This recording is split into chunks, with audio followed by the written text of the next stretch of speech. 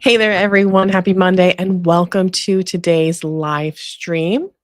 If you are here, drop in the comments where you are watching from. If you're watching on the replay, hit me up with a hashtag replay so that I know who is coming in from the replay crew. Today, we're going to be going over back to our usual Q&A format, just going over some questions, talking about some things happening in the industry. We're going to talk about credentials. We're going to talk about exam prep. We're going to talk about Victoria. There's new books coming in. And should I try and test before the end of the year? Should I get into medical coding now or wait until next year? Those tend to be the October, November, December questions. And then some stuff about what content I have planned. And yeah, I might have some questions for you guys about content that I've got that I've been putting out and how you're feeling about it. As always, if you find this helpful, don't forget to hit the like button and subscribe or share with a friend, and so that you never miss any live streams or videos. Hit that notification bell. But without further ado, let's get into today's live stream.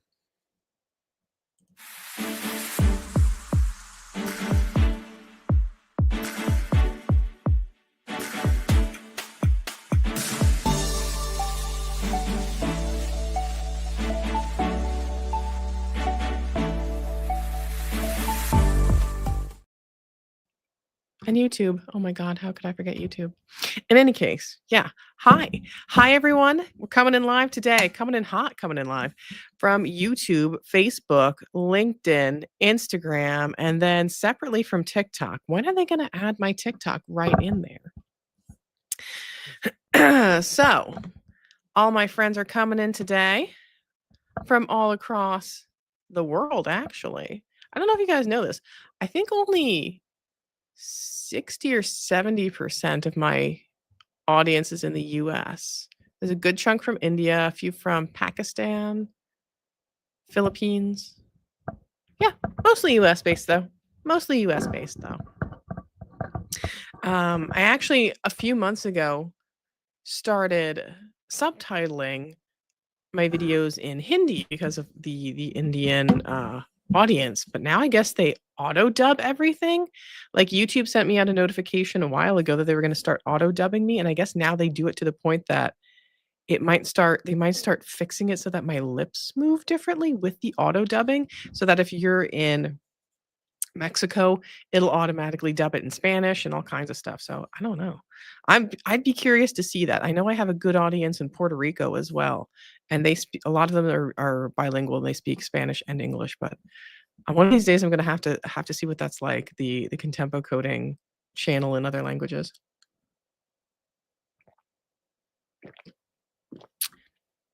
Coming in first thing with a question from TikTok. Let me scroll back. I know I got it here somewhere. I need help, Victoria. Do you do private tutoring? I do not.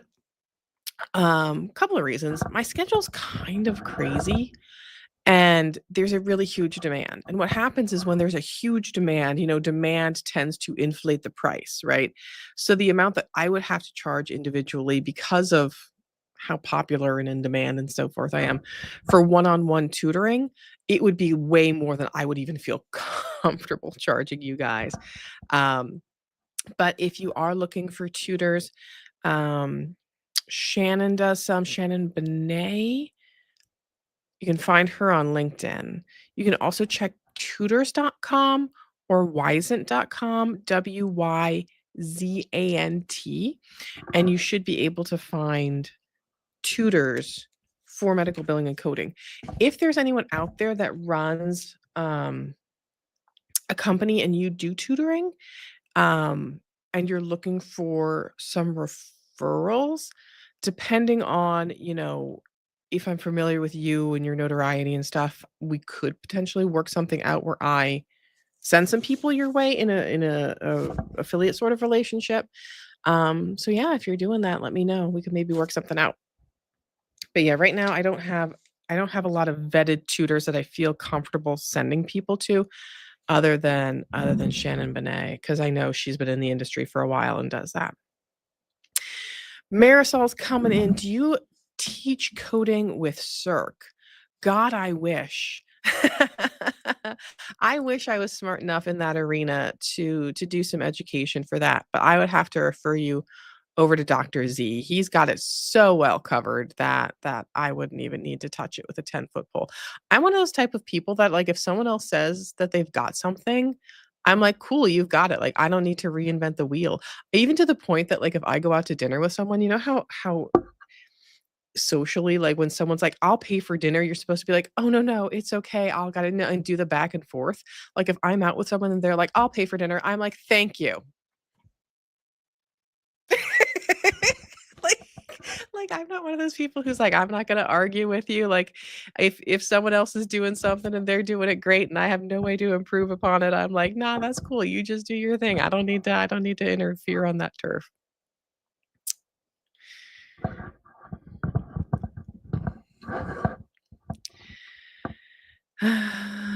Tips for independent studying for the CPC exam after completing the 2-year college course.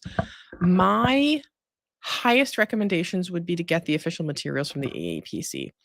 Um, I love their study guide because it really focuses on the concepts that they're more likely to appear on the exam. Like, there's certain, like, we have between ICD-10-CM and HCPCS and CPT, there's around like 100,000 codes. So it's really hard to tell people, like, what should you study? Well, what codes do I need to know for the exam?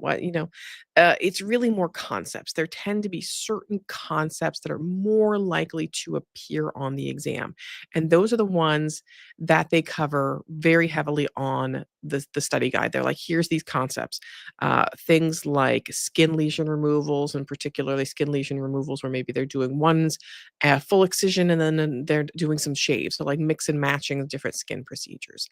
A weird OB question. There tends to be some kind of weird OB case a lot of times in the CPC exam bank where it's not just a straightforward global delivery. It's a patient who, had no prenatal care and now they're coming in and they're having a cesarean, and then someone else is going to do the antenatal care. So, like, or the postpartum care. So, what how do we piecemeal that together? Um, so I would recommend the official CPC study guide. I've been seeing a lot of stuff popping up lately on, like, Facebook ads and Instagram ads and things coming up on Amazon, which makes me a little leery, especially when it's ones where they're like general, like, healthcare certification places and they're like, here's the CPC prep thing that they put together. We have to be extra careful and extra vigilant right now, especially with people just plugging stuff into ChatGPT and then they just copy paste it and self publish it on Amazon. It takes absolutely no talent or skill to do those sort of things. Some people are personally curating things. Other people are just generally looking for genuinely looking for a quick buck. They're making up some crap in ChatGPT. They're copy pasting it and self publishing it on Amazon and pushing it out. So that's why, the official study resources really, really are, beneficial. I also have a CPC review. If you didn't see, I pushed out to the email list and to a couple of the social platforms yesterday that we're still within the 48 hours of a flash sale. So if you use Flash 40, you can get 40% off my CPC review on demand course that I have.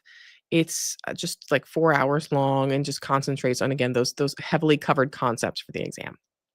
The other thing I would say is look out for those bundles where if you are redeeming your exam voucher, you can get like a study guide and or practice exams. The practice exams are really helpful because the practice exams not only make sure that you know what the platform looks like and your time, it gives you that comfort level as well. So, that if you can, it gives you that safe environment to play around a little bit, right? Like, here's how I flag a question. Here's how I can go back and forth. Here's how I bring up my notepad, and you can do that in kind of the platform that it's in, without it being in live and it being done on your test day. So you get familiar with the platform. You can work on your timing. You can get that comfort level.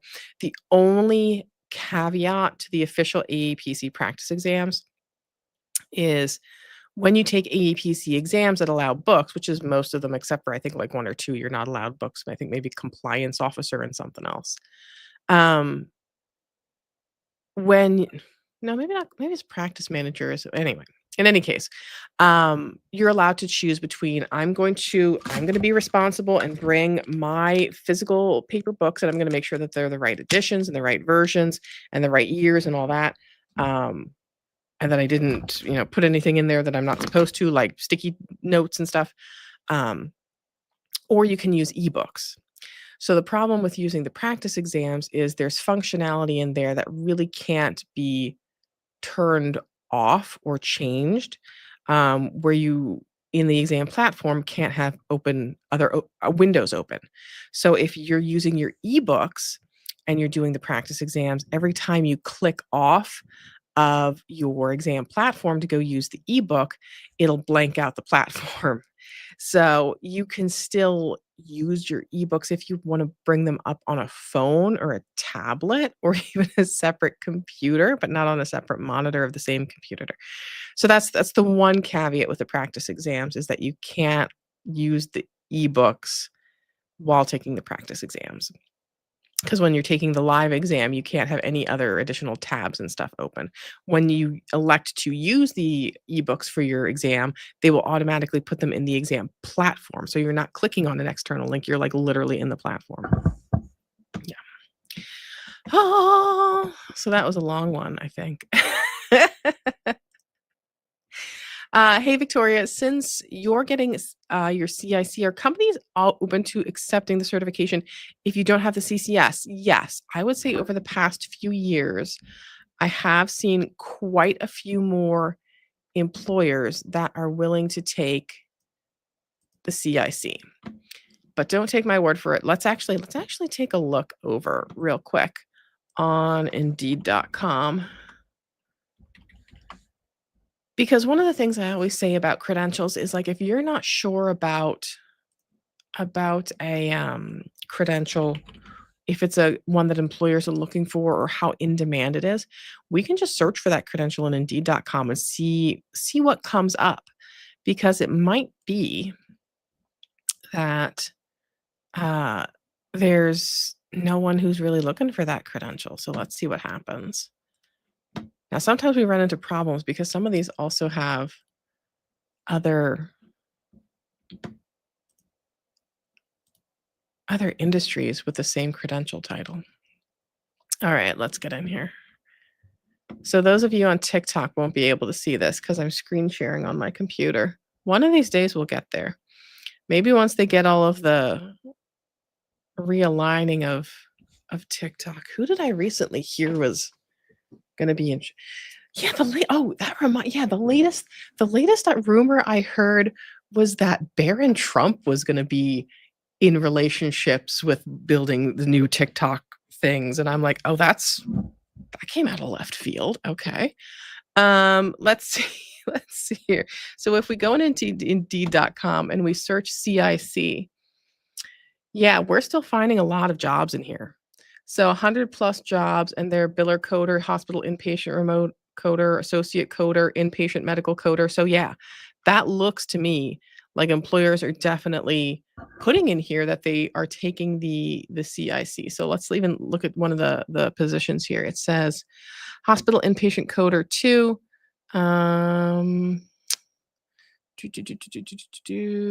Responsibilities, qualifications. Yeah.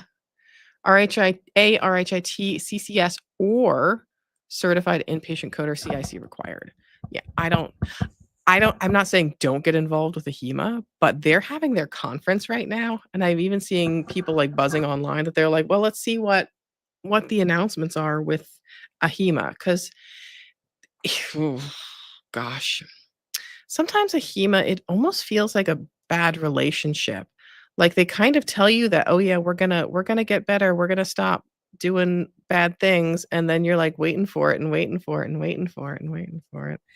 So I don't know, maybe some things will come out. The HEMA conference is going on now, so maybe some things will come out that they're on the right track. Maybe they hired a new CEO, maybe they're fixing the CEU submission stuff. As it stands now, I would say if you don't have to get a credential through a HEMA, and you're already certified with the AAPC, you have your CPC or your CRC or whatever, and you're like, I want to get inpatient coding certification, just get it with the AAPC because they're going to accept the CIC now. A lot of these employers, and the CCS. Not saying that it's not a bad credential, but like, why would you have to pay for two membership dues and two sets of CEU submissions if you don't have to, especially in light of AHEMA having so many issues with their CEU submissions. Their website, from what I understand, is still not working up to snuff versus the AAPC, where I literally just open up my phone and I'm like, beep, beep, beep, scan, and it's in. A lot of it is automatically added. If I'm doing CEUs, because where are all the things? Oh, if I'm on the AAPC website or I'm on my AAPC app and I do one of these quizzes based off of my AAPC magazine for my CEUs every month, I just finish that quiz, I pass it, and it automatically adds it to my tracker. And then I don't even have to think about it. It's not that easy with a HEMA. I'll just say that. Again, not talking down on a HEMA, just making the observation and the comparison.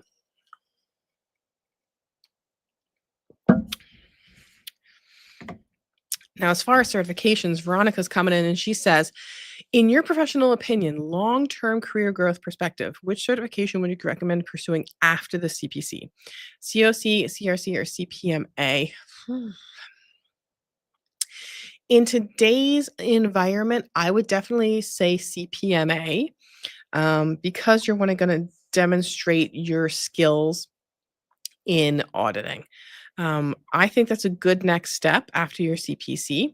It puts you in that right direction for things like quality assurance and for things like auditing. Not saying that you pass your CPC, you get your CPMA, and you immediately make that jump or you immediately get a pay increase, but it positions you, it sets the right foundation, it puts you that one step ahead. It's a lot easier if your employer has an auditing position open, say for example, and they're interviewing for it. It's going to sound a lot better to them if you go into that interview and you go, "What, I love auditing. I really want to get into auditing. I've already passed my CPMA. I've already demonstrated some proficiency in this area." That's going to sound a lot better than maybe some of your other colleagues that might come in and say, "Hey, I really want to be an auditor, and I thought about getting my CPMA." Girl, if you've already got it, like it's already in your back pocket, who's going to look better? You are. You are. Yeah, with your shiny CPMA, absolutely. But yeah, so I would say into auditing, compliance, risk adjustment is still going strong. People were teetering for a while. They're going, oh, the administrations, they're changing back and forth, and who knows what's going to happen with risk. No one's done anything with risk adjustment. Like we've not rolled back risk adjustment. Fee for service is whoa, like, um, and yeah, there's a lot more going on with quality care initiatives, and they're still rolling.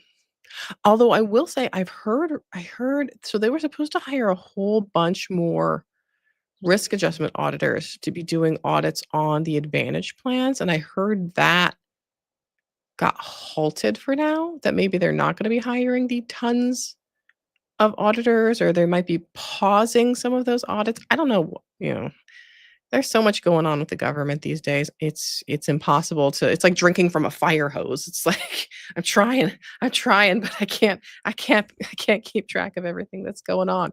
So I don't know if that was part of the shutdown, part of the lawsuits.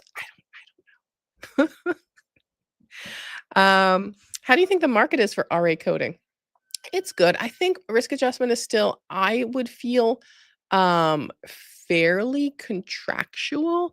Like there's still a lot of huge need for contract work in risk adjustment, but we are starting to see more of a push, and I've started to see it a lot in my areas where the large hospital organizations are forming internal departments where they're like, hey, we need some people who are coders who can work with the physicians in almost a CDI kind of aspect, reviewing the diagnoses, making sure that we're capturing all of these high intensity, high cost conditions that do have a risk adjustment factor to them, and make sure that we're reporting them out, and that we're doing it correctly, and that we're not,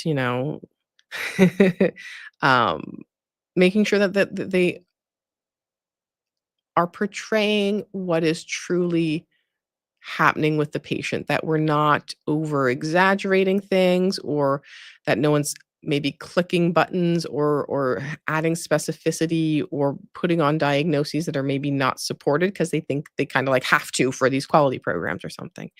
We do see physicians kind of get into that mindset sometimes where they see alerts or send emails, get emails or things, and they think, oh, well, I have to have this on. Well, you only have to have it on if it's reflective of the care that you provided. Um, so yeah, I still think there's a lot of need for risk adjustment. And again, let's go back to our buddy, our good buddy Indeed.com.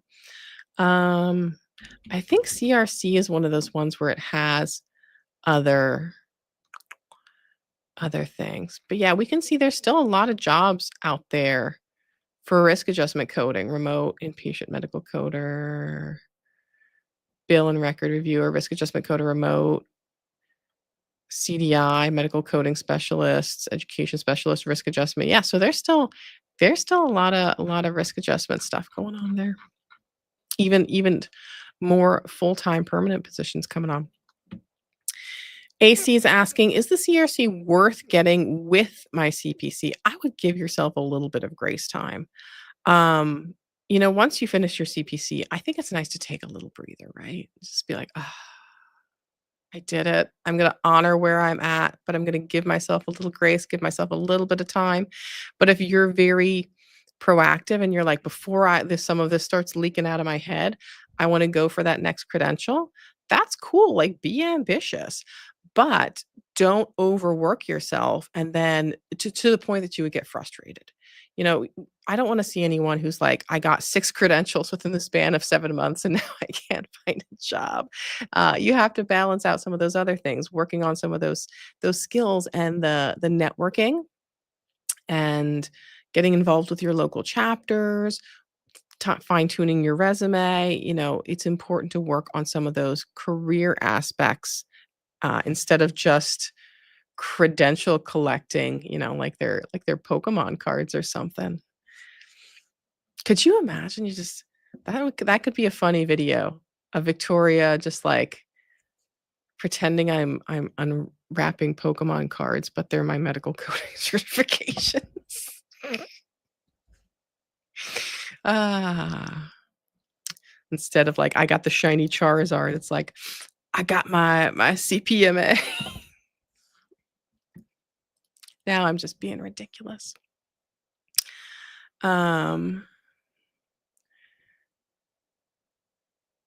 These positions on Indeed are also on LinkedIn, and mostly 100 plus applicants have applied. Okay.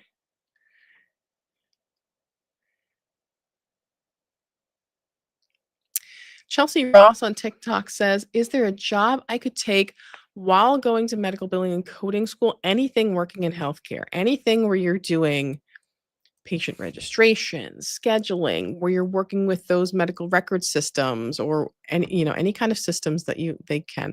I don't think, when we're talking about medical billing and coding and getting a coding job, I think starting anywhere in the hospital is going to be beneficial. I don't think that you're going to find a coding job while in school.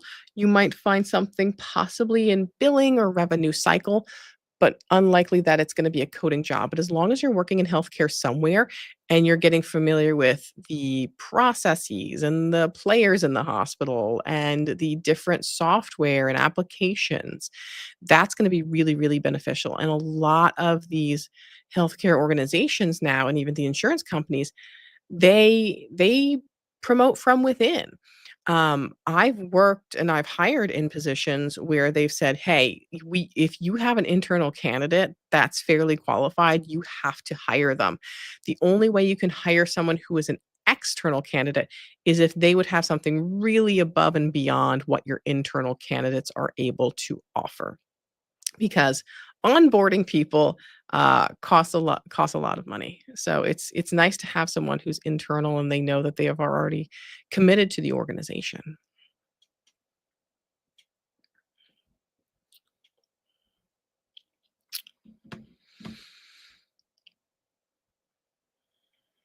I just watched your video on salary comparison on different certificates. I was talking to a coder friend about, is it worth it getting the CCS?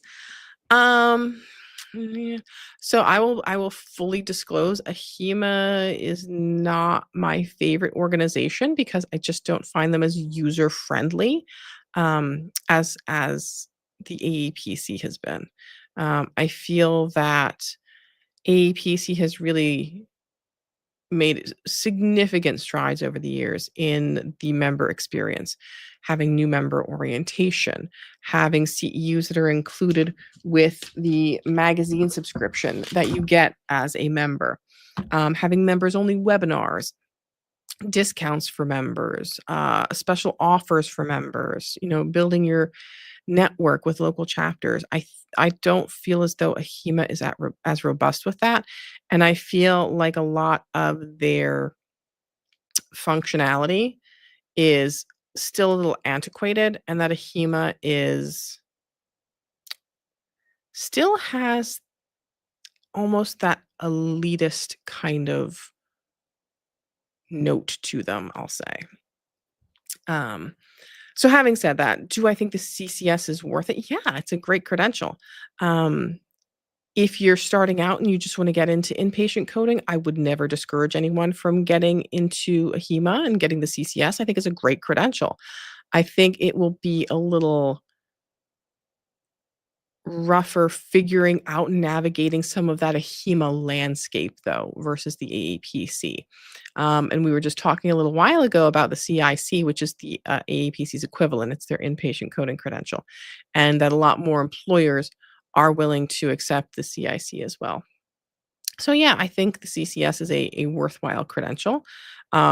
Me personally, as an AAPC person, I would opt to say right now with the AAPC credentials versus trying to get dual membership. But yeah, I think the CCS is good.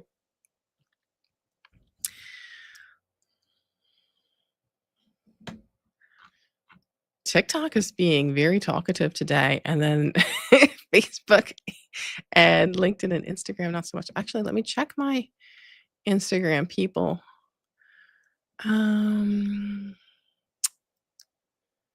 Some of these, the CHDA certification, I don't know much about, so I really can't speak to that. Yeah, but there is just kind of echoing what I said on here. There's a comment here that came in from Instagram. It says, AAPC is much easier than AHEMA, plus way more CEUs are accepted at AAPC, whereas AHEMA doesn't accept nearly as many. And I will echo that, and I will say, as far as easier, what I will say when we're talking about easier, it's not necessarily that exam questions are easier or that it's easier to become certified. I think it's the experience as a user is easier with the AAPC because it's easier to find CEUs. It's easier to get information about your local chapter. Customer service is easier, not perfect, but easier with the AAPC. There's a lot of more ease of user experience. And again, it's not perfect. Um, people will sell to me because one of the companies that I refer the company that I refer viewers to is Preppy. People will say to me like, well, why aren't they on the Better Business Bureau? Well, why are there, bad reviews online? Well, if you go to the AAPC, they have a ton of bad reviews. If you go to Yale, they have a ton of bad reviews. If you go and look at Harvard online, they have a ton of bad reviews because people like to complain online. There's very few things other than maybe like entertainment venues and things where you go online and the reviews are exceptionally favorable. Education institutions, people like to go online and complain about. Now I've lost where I was talking about. But yeah, in any case, Woo woo AAPC. Question on TikTok, where can I find discounted books? So that's kind of a toughie. There's really not a lot of very good discounts on books. Occasionally, you might be able to find someone who has dropped out of coding and they're selling their books. I usually buy mine from AAPC directly. I got the bundle this year where I don't think it was like the same price for the um, bundle for the physical books with ebooks this year. I think there was an upcharge. Last year, it was if you bought your physical books, you could get the ebooks included for free. I think this year it was like you can buy the physical books and get the ebooks for a, you know, decent chunk of change. You can try bookstores. The thing I have trouble navigating when people ask for discount books is there are some people that are looking for discount books, but what they mean is they're looking for illegal copies of the books. There's a lot of international issues with copyright infringement. So your CPT book, your and technically your other books, they're copyrighted. You can't, the AMA owns the rights to CPT. You can't just photocopy your CPT book any more than you can make a copy of a DVD, any more than you can make a copy of someone's artwork and resell it. It's all copyright infringement. So some people when they request books, they're looking for me to commit copyright infringement and send them PDF files, which would not be right. But there are certain sellers that do have books that are discounted. You do have to be very careful with certain things. So, for example, you might find a nice discounted CPT book, but keep in mind, if you're sitting for any exams with AAPC or AHEMA, you can only use the AMA edition of the CPT book. And with AAPC, it has to be either the current calendar year or one calendar year prior. So there is some opportunities out there to buy discounted books, or books that might be cheaper than certain other editions, but you have to be very, very careful with the CPT. With ICD-10, for example, with the certification exams, with AAPC, you can bring any edition of the ICD-10 CM or the HCPCS book that you want.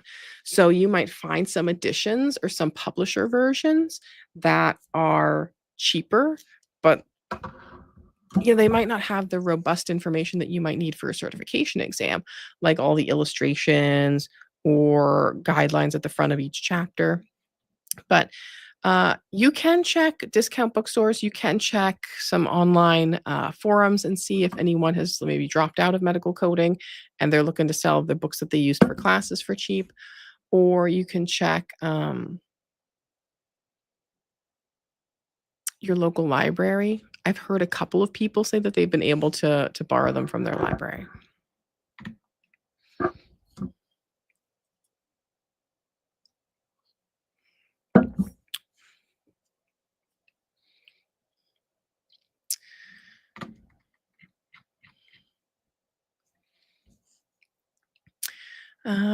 Question coming in from Instagram. I am taking my CPC in November. However, even though I have 15 years experience in billing and coding, my employer says they won't give raises after becoming certified. Yeah, I mean that's understandable to some degree, depending on the structure of your position, right? So when I started out, I worked in charge entry, and we had two different sets of charge entry specialists, charge entry specialist 1 and charge entry specialist 2. Charge entry specialist 2 was someone who had their CPC certification. So when I moved from charge entry specialist 1 to 2, and because I got certified, I did get a slight pay increase. Not every organization is structured like that. So if they have tiers of positions where maybe there's a coder 1 and a coder 2, or a biller 1 or a biller 2, and you've met that criteria to be moved up to that next position, they may give you a pay increase. Other organizations, they aren't structured that way. So they might say, we're paying you based off of you performing these tasks. The only way you're getting a pay increase is if you move into a position where you're doing more advanced tasks. So it really depends on the organization as far as if you get certified, whether or not you'll get a pay increase. I will tell you that there was no point after that in which I got an increase for any of the additional credentials that I received. That was done for me to advance my career. So what my first credential was the CPC. After that, I got the CPMA. I did not get an increase for that. I got my plastic surgery certification. I worked in plastic surgery, did not get an increase for that. In fact, I was very upset that year because I spent quite a bit of time writing articles, doing presentations, and I thought, well, this is great. They can see how dedicated and how much of an expert I'm becoming. And I wound up scoring lower than some of my colleagues for my annual review because my colleagues worked overtime and I did not. So I was not happy about that. Do I understand looking back, the way that they structured it? Yes. Do I agree with it? Yeah, maybe not. Mr. Coco says, "Do you sell a quick guide of the main rules for each section of the books used for the CPC exam?" I don't. I I need to start putting together some more downloadable stuff though. I'm working on it. I keep saying I'm working on a lot of things. I'm slow moving. I got a lot of ideas and a lot of trouble executing sometimes. um, got some questions about medical billing and coding schools. Okay. So if you're brand new and you're looking to get into medical billing and coding and you need to find out more about what are the right certifications that I should get? What school should I go to? What are employers looking for? What is the salary range? I have put together, with the help of my sponsor, Preppy, a free career masterclass. It's not a medical billing and coding masterclass. It's going to teach you like all about medical billing and coding. It's going to teach you about the career in medical billing and coding. And that's at medicalcodingmasterclass.com. If you go there, it'll tell you all about everything you need to know to be successful in this career. It will also tell you about the program that I recommend, which is called Preppy. Preppy is an on demand, affordable option for becoming a medical coder. Now, having said that, Preppy is designed to be budget friendly and include what you need for training. So it's going to include ebooks. It's going to include your textbooks as ebooks, your code books as ebooks. It's going to include your training videos. It's going to include even career support. It's going to include um, an externship opportunity. So what they've done is they've made this very affordable so we can keep it at a lower price point. So if you're looking for something that's not going to be the budget friendly, like all inclusive type of package, you're looking for, I want someone who's going to offer me weekly tutoring sessions, or I want someone who's going to include my exam voucher. All of those things increase the cost, right? So Preppy is the budget-friendly, affordable option, and I recommend them to all of my viewers because they take amazing, amazing care of all of my viewers, and they provide great, affordable training. Having said that, there are other options out there. You might have a technical school near you that you can get a scholarship with. You might have an employer that will reimburse you for programs through a local college. What I would recommend, though, is if we look at programs like Preppy, right? So we go to preppy.org, we go to their certification for medical billing and coding. There's going to be a lot of information on there, including the price point, boop, boop, boop, boop, all the way down at the end, which is $1,599, $1,599, or the payment plan. If we go onto the AAPC website, you can even see from the different certification offerings that they have. Like if we're going to go, for example, for our CPC, and we're looking at exam training, right, on the website, there's the self-paced training, and that'll include your membership and some code lookups, and that's going to start at $2,999. But then as you add things on, that's going to increase the cost. So if you want to do something where you're led by an instructor, where you're having weekly meetings and meeting as a class online with Zoom, that's going to cost you more. It's going to cost you $3,549. If you want the full career ready package, where AAPC is like, we're going to throw in everything in the kitchen sink. You can get the training, you can get membership, you can get your books, your fundamentals, you get an apprenticeship, you get all of this. That's going to cost you 5 grand. So I said all that to say this: if you're looking at a different training program, you don't want to go with the AAPC, you don't want to go with Preppy, I would recommend not spending more than $5,000 unless you're getting an associate's degree out of it. Because if you're going to go to a tech school and pay them all of this money, you could get the top tier program with the AEPC for 5 grand. So why would you pay a tech school 8 or 9 or 10,000 when you're probably not going to get as much as you would just directly buying the big package from the AEPC?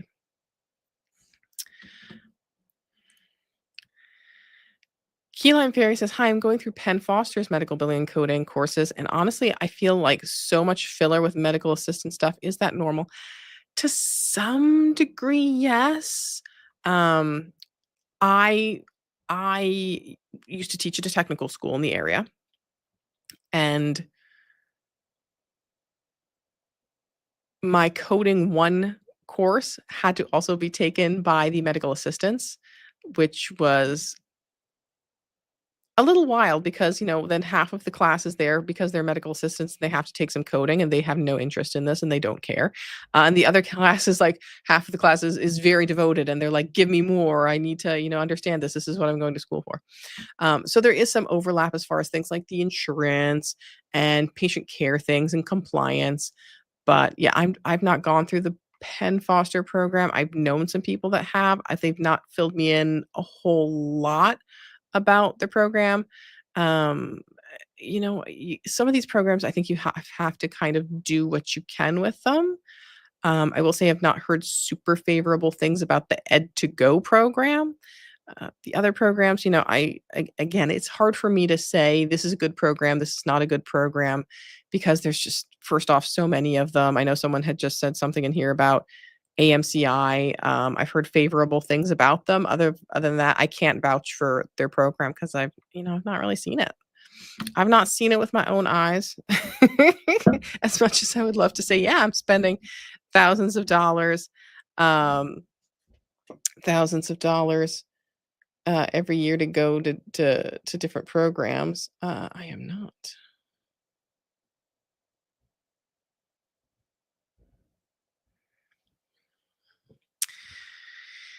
Okay.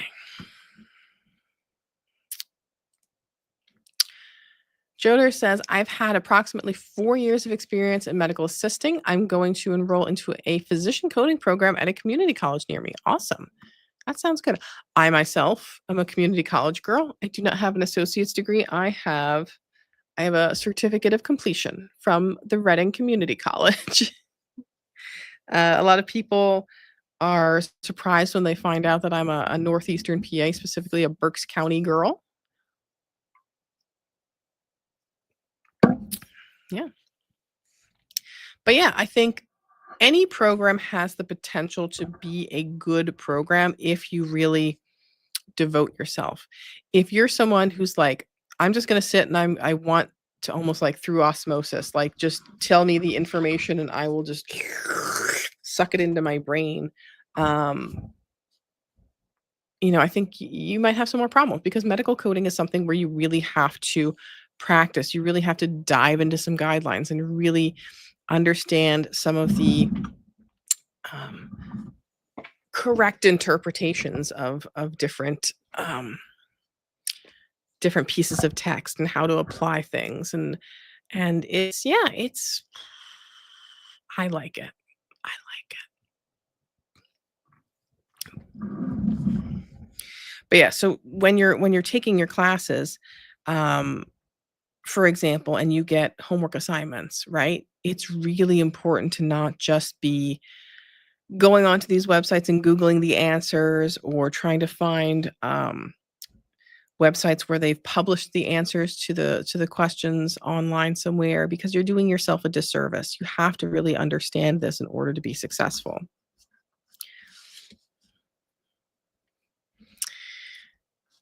Danielle says, do you do any one-on-ones? I really don't. A couple of reasons. I, first off, am very flaky. So the more things that get put on my calendar, the more likely I am to forget them or get frustrated or just get all over the place, and then get behind on videos, and then get behind on content, get behind on projects that I'm working on. Oh, that reminds me, there was a contract thing that was maybe starting this week. Shoot, I have to take a look at that. So yeah, I really don't offer any kind of one-on-ones. I was attempting for a while to do some career coaching. I just didn't feel like I was hitting the mark that I needed to. And the other thing that I have to consider is, with the high demand that I have for things like tutoring or one-on-ones or consulting, um, you know, demand drives price, and I just would not feel comfortable charging everyone what I would have to charge them for one-on-one tutoring or for one-on-one consulting or information. I did have someone I shouldn't laugh. Someone emailed me the other day and they're like, "I need to speak to you online. I'll give you a $20 Amazon gift card." And I'm like, "Oh, I'm sorry." That's sweet, but no. Yeah. Fire Phoenix says, "Do you know any good resources for HCPC study?" I've actually worked recently on a couple of different HCPC videos, because I know there is kind of a gap there, right? Like when you go into a lot of medical coding schools, and I'll even fess up that Preppy does this, they don't cover a lot of HCPCs, but there's kind of a reasoning behind that, right? So HCPCs, what we think of as HCPCs is HCPCs level 2. HCPCs level 1 is CPT. So if you know CPT, HCPCS is very intuitive. It works very much the same as CPT does.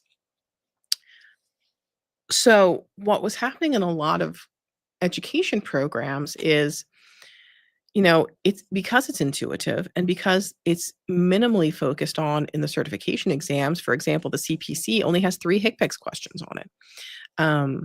They don't cover it a lot. And what would happen is, they'd make everyone buy the whole code book sets, the CPT, the ICD-10-CM, and the HCPCS, and people would start complaining because they'd say, "Hey, you made me spend $80 on this HCPCS book, and we only covered it for an hour, and I barely even touched it for my exam."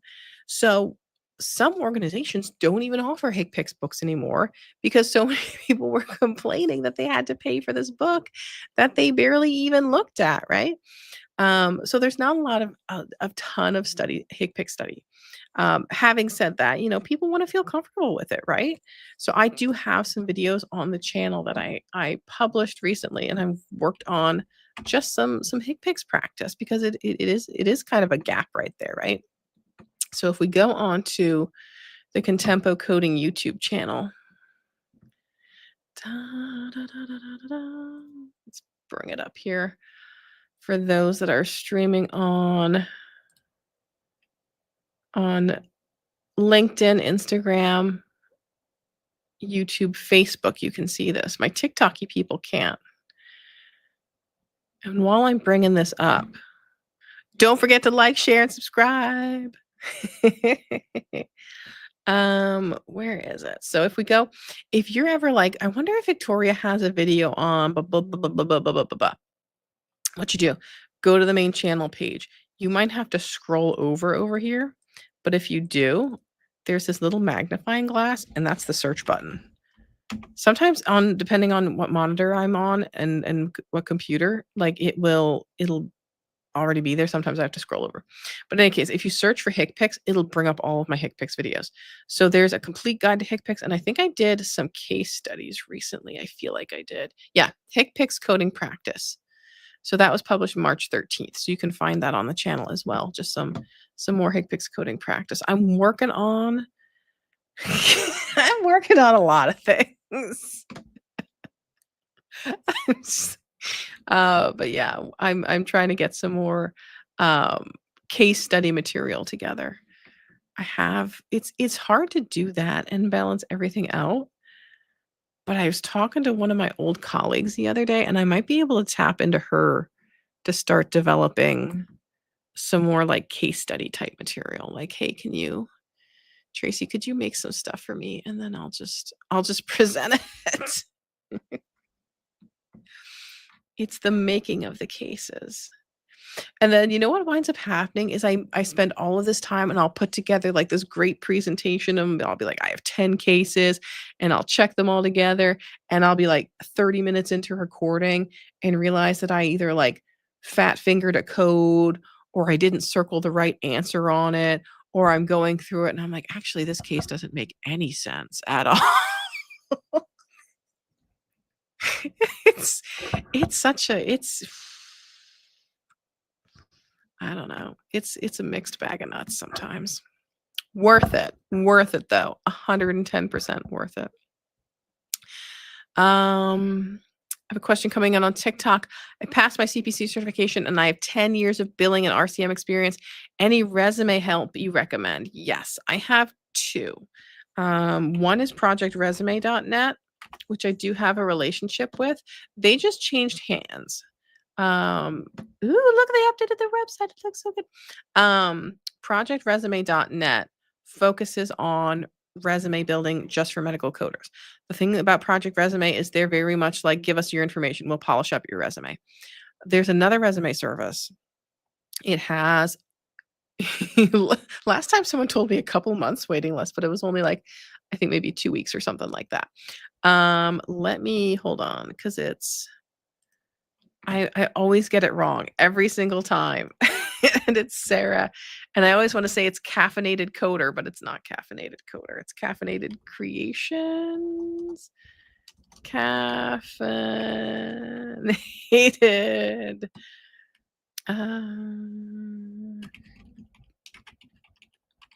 Let's see if I can find it. Caffeinated Career. Oh my gosh, Victoria. Caffeinated Career Creations. And that's by Sarah Reagan. She actually has a team of people working with her now, and she has a website up now. Let's see where it is. Caffeinatedcareercreations.com. That's the website. So what I'll say is that Caffeinated Career Creations is more of a boutique experience. So it's not like a, here's my stuff, polish it. It's like a, hey, we're going to schedule a call. We're going to meet with you. We're going to start taking all of that information about everything you've learned and everywhere you've worked. And we're going to start like pulling that out of your head, getting that out of you, working that out, putting it onto the resume, making sure that we're not missing anything, that if there's anything that you've done that we're like, we can make this work in a way that was going to look so good for medical coding positions, like they're going to draw that out of you, get that onto your resume and give you something that's like beautiful and polished. Now, having said that, because it is more of a boutique experience, that is going to cost a little bit more. So we're talking more budget friendly might be your projectresume.net if you're looking for that more boutique experience and having something that's really, really great. Caffeinated Career Creations with Sarah Reagan is your go-to.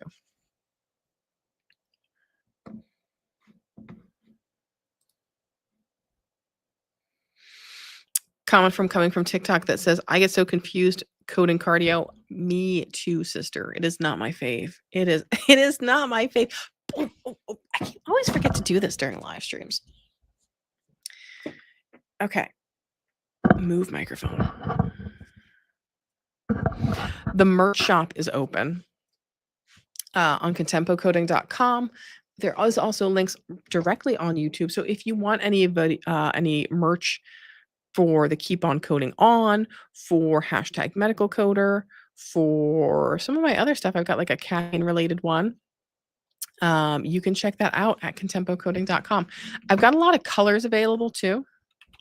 Actually, I'll bring it up on the channel stuff.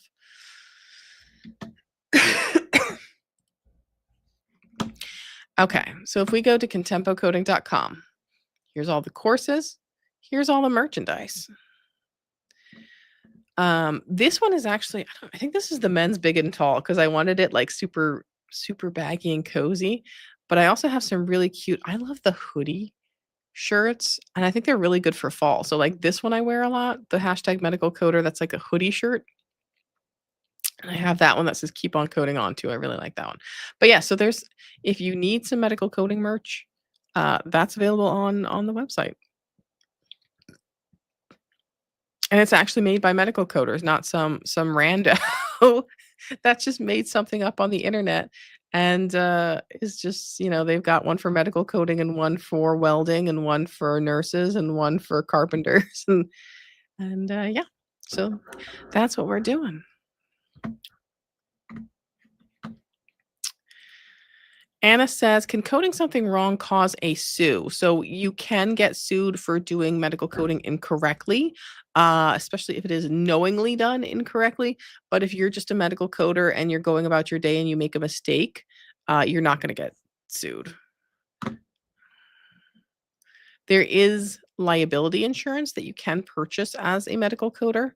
Um, I once, when I was working, I think at Lehigh, asked my employer, I'm like, "Hey," because I'm like, I just heard about liability insurance, and I'm like, "Hey, I'm thinking about buying some liability insurance," because I was starting to do speaking engagements, and I'm like, I'm trying to figure out how much, like, am I covered here while I'm working?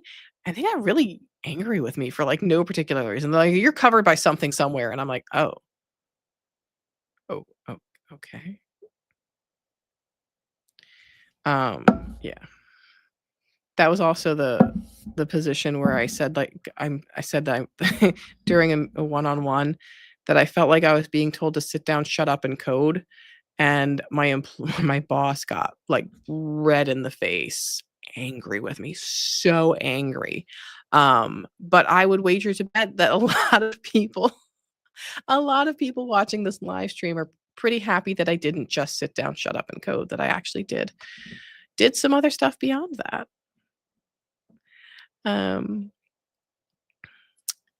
Do you recommend a certain certificate after getting the CPC? So fast forward about like 20, 30 minutes. I talked about getting the CPMA. I think the CPMA is right now, in our current environment, probably the best next one to get after the CPC. Unless you very specifically know you want to go into a different area, like you want to specialize in OB, or you want to go into risk adjustment, or you're like, hey, now I want to learn inpatient coding. I think a next good default to go to would be the CPMA.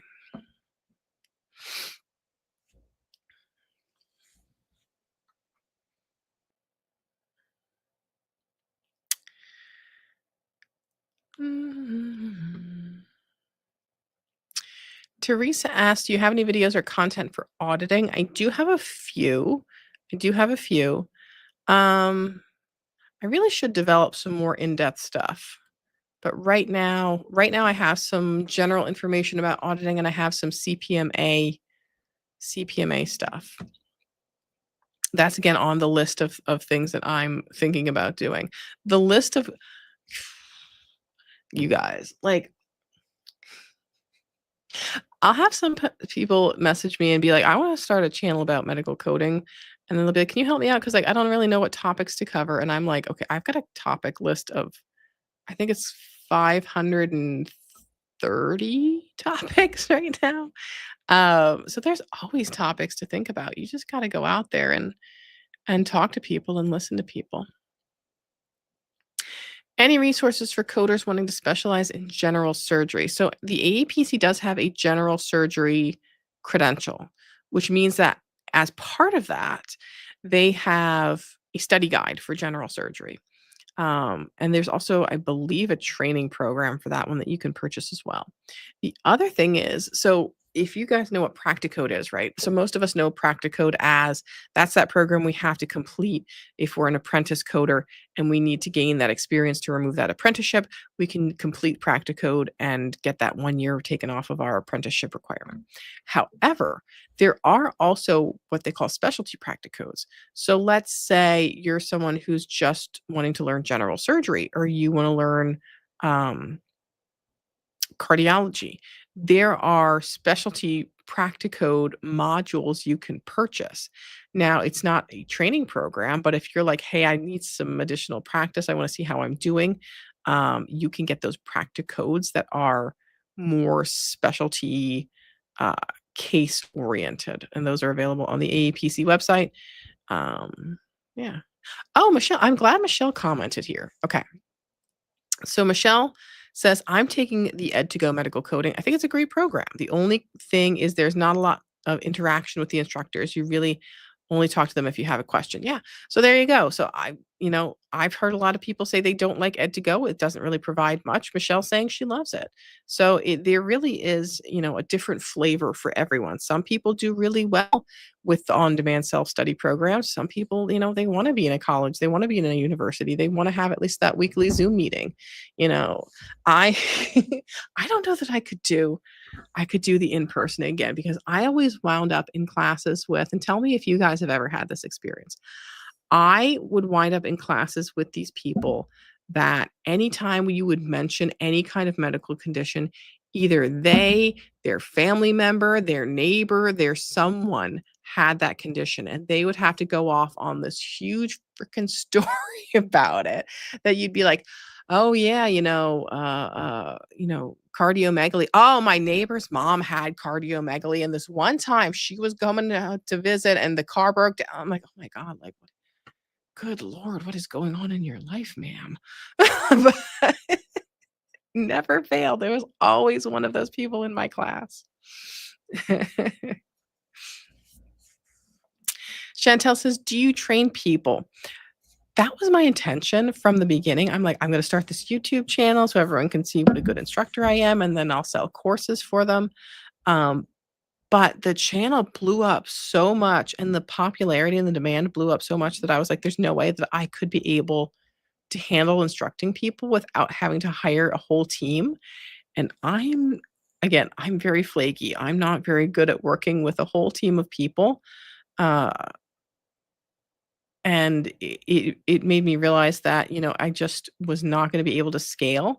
Thankfully, Grant came in at that time, and he's like, hey, we have a medical billing and coding program. Do you want to take a look? We could partner up. And I'm like, oh, okay. No, no, no, no, no. This looks amazing. And we formed a relationship where he gives me a referral amount for all of the viewers that I send over to him. And he takes amazing care of my viewers and gives them things that, like, I couldn't. Like, I can't give you a college certificate of completion because I'm not a college. I could not give the amount of support that they have because I'm not going to be available in the evenings. I'm not going to be available at nights. I'm not going to be available when I'm on vacation or sick. So he's able to provide a lot more resources than I'm able to. And my viewers still get taken care of. They still get great education. But I don't do the individual one-on-one education anymore. I like being able to do the YouTube channel. That's what makes me happy. It makes me feel very good, and all that stuff. Are you speaking at HealthCon in Dallas in May? Please say yes. I'm not speaking. If anyone from the AAPC, though, is watching this, please remind AAPC Alex that he said that maybe we could work out a little deal with HealthCon. So you will probably see me at HealthCon Dallas. I just won't be speaking. I don't like to put in for every HealthCon, because every time I go to a conference or a seminar with chapters, I hear so many people go, oh, it's the same speakers over and over again. So I don't put in for everyone, because I don't think it's appropriate for me to speak at everyone. And also, sometimes I just like to go to conference to hang out. I'm not one of those people that's like, oh, I gotta go speak so I can post on LinkedIn and make everyone know that I'm, great, and all that stuff. Now I'm gonna get off on a tangent, but there's a lot of phoniness. And I mean, I'm sure it's not exclusive to our industry, but there's a lot of people who are posting things online that they're doing really well, and you go to conference and you talk to them, and it's like, they're not doing as well as they're making out.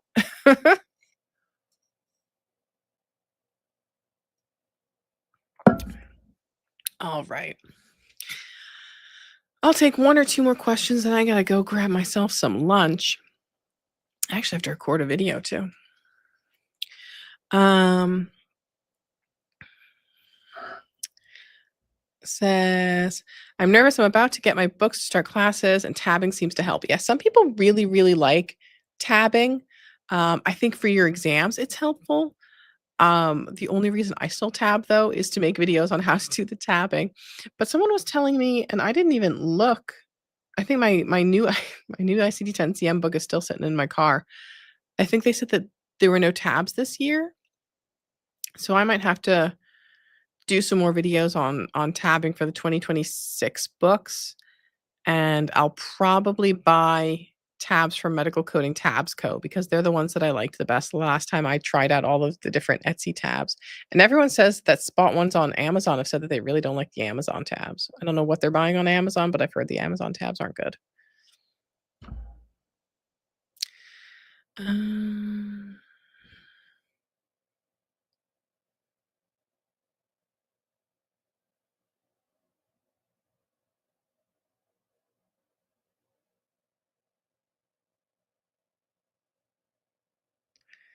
Um, ba-ba-ba-bum. There's something else I saw coming up here.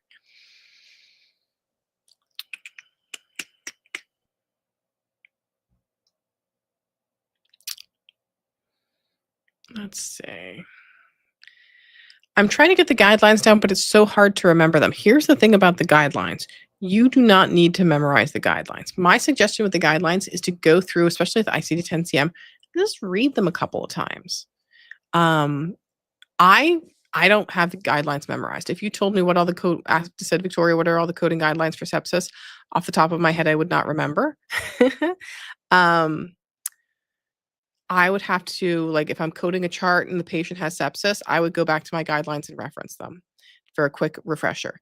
So the key with the guidelines isn't to memorize all of the guidelines, it's to know where they are, especially with chapter specific stuff, so that when you are getting a case and you're like, "Oh, there's something with kidney disease and heart disease, and I can't remember what it is. Let me go back and check my guidelines." So if you don't have it memorized, you can just at least know that there is a guideline and go back to reference it. Some of the general guidelines might be better to kind of have those down, like sequencing. Like if a patient has an acute and chronic version of the same condition, you code the acute version before the chronic. The OB codes take precedence over other codes, some of the general things. But as far as like the nitty gritty chapter specific stuff, like it's not about memorizing the guidelines. It's just about being super familiar with them so that if you need to go back and reference them, like, oh yeah, there's a guideline about that. Let me go and quick look it up.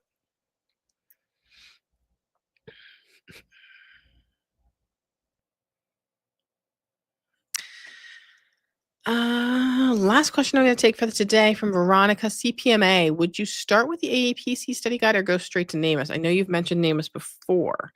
That's a good one. I love NAMUS. I do love NAMUS. Um, I feel like still though with the AAPC, I would still get the study guide for the CPMA, which was originally developed by NAMUS, but I think over the years has been molded and remolded so many times it probably doesn't look anywhere near like it used to. But in any case, I think with the AEPC, it's good to get their official study guide information.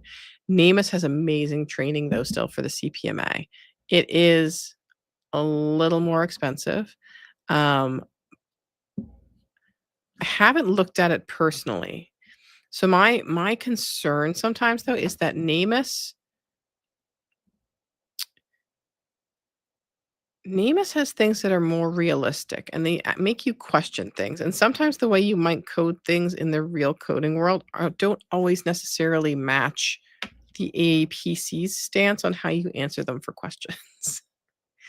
um, but speaking of NAMUS, I am planning to be at the NAMUS conference in December in not Savannah. It's in Georgia. No, Savannah, Georgia. Savannah, Georgia. No. Yes. Savannah, Georgia. Geography, Victoria. Yeah, so I will be at the NAMUS conference in December. More about that in a little bit, so keep an eye out.